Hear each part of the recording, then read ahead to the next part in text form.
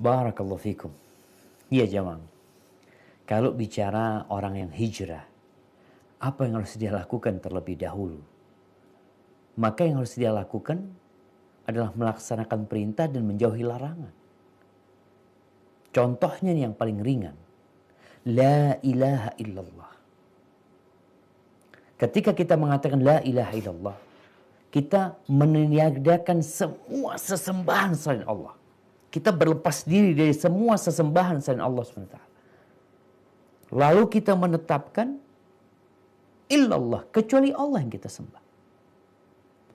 Makanya sebenarnya kalau kita melihat perintah-perintah Allah Azza wa Jal yang Allah perintahkan di awal-awal Islam, awal orang kalau kita bicara awal Nabi berdakwah, itu adalah perintah untuk mentauhidkan Allah dan meninggalkan kesyirikan. Karena dua hal ini nggak akan pernah bisa berjalan bersama, atau nggak bisa satunya jalan, yang satunya nggak jalan. Seperti orang, ana mentauhidkan Allah tapi ana masih melakukan kesyirikan. Nggak mungkin. Engkau harus tinggalkan sesembahan-sesembahan selain Allah SWT. Baru akan dikatakan dia mentauhidkan Allah Azza wa Jalla. Memang Rasul SAW ketika mengutus Mu'ad bin Jabal ke Yaman, beliau tidak berbicara larangan. Beliau yang pertama beliau bicarakan adalah perintah. Yang pertama kata Nabi SAW kepada Mu'ad bin Jabal, ud'uhum ila syahadati an la ilaha illallah. Ajak mereka untuk bersyahadat bahwa la ilaha illallah. Setelah itu apa? Dirikan sholat. Ajak mereka untuk mengerjakan sholat. Setelah itu apa? Bayar zakat. Jadi memang perintah terlebih dahulu. Karena sejatinya orang yang melaksanakan perintah Allah Azza wa Jal, sebagaimana Allah katakan, inna salata tanha anil fahsya wal munkar. Salat ini akan mencegah dari perbuatan keji dan mungkar. Laksanakan perintah Allah Azza wa Jal. Tumbuhkan keimanan. Jadi memang itu yang diperintahkan terlebih dahulu. Maka kita laksanakan perintah-perintah Allah Azza wa Jalla. Kemudian larangan tinggalkan. Nabi SAW kalau bicara larangan, beda perintah sama larangan. Ya.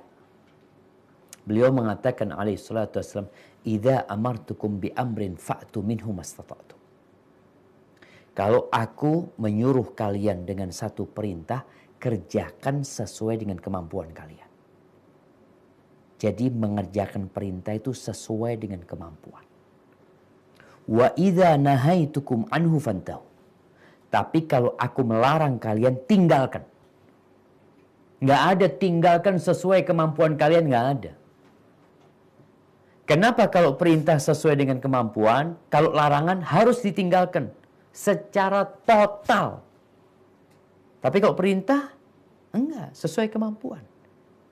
Para ulama menjelaskan, melaksanakan perintah itu membutuhkan energi dari kita.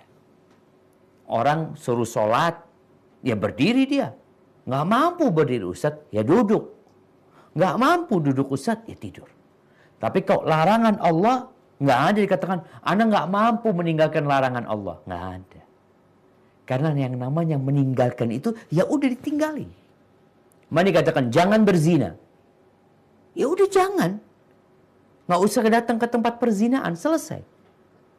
Jangan makan yang haram. Ya jangan deket-deket udah.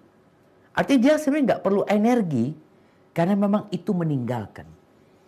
Kalau bicara lebih besar mana dosanya, meninggalkan perintah atau melanggar larangan. Ya, dosanya tergantung dengan perintah yang ditinggalkan dan larangan yang dilanggar sebenarnya. Kalau kita bicara perintahnya sholat. Ini orang ninggalin sholat. Meninggalkan sholat sama berzina, lebih besar mana dosanya? Meninggalkan sholat.